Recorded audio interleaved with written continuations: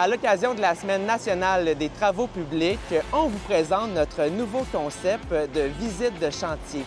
On va aller à la rencontre de professionnels qui vous donnent un accès privilégié afin de comprendre les différents enjeux. On a commencé par suivre des cas bleus de la ville de Sherbrooke.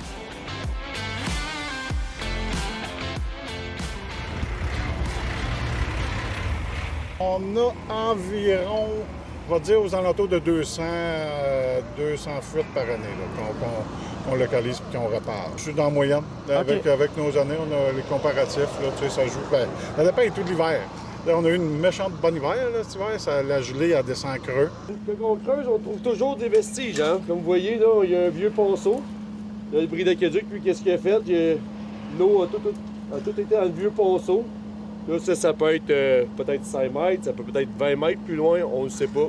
On ne le saura sûrement jamais. Comment ça fonctionne concrètement quand vous trouvez une fuite? Il y a plusieurs indices, mais ça commence à un niveau d'inspection des bornes d'incendie au son. On s'installe dessus avec des machines. C'est pas visible nécessairement. Pas nécessairement, c'est vraiment par le son, dans le fond, avec nos machines qu'on a ici. Cette machine-là va nous indiquer une décibel. Nous, on va aller fouiller si la décibel est assez forte pour dire que c'est une grosse fuite. C'est par là qu'on va commencer. C'est vraiment un son de sifflement. Nous, ça, c'est nos émetteurs radio. C'est avec ça qu'on va coller notre émetteur sur nos accessoires, la borne d'incendie, les valves, les entrées de service. C'est des machines haute performantes là, avec des microphones très performants. Là, on entend les gens parler des fois dans leur cuisine. OK. Jusqu'à ce point-là.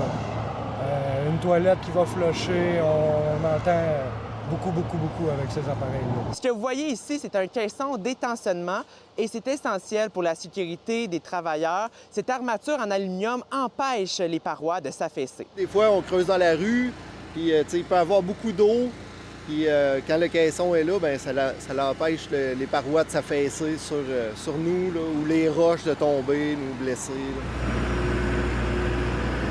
On pompe notre eau parce que quand il y a trop d'eau dans le trou, on peut pas voir avec la pelle mécanique quand on creuse. Là, c'est dangereux d'accrocher l'aqueduc puis de faire encore plus de dommages que ce qu'on est venu réparer.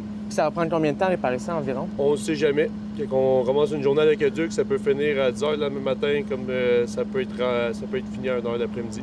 La ville de Sherbrooke effectue plus de 500 interventions d'excavation par année. À Sherbrooke, Marc-Antoine Mailloux pour Nouveau Info.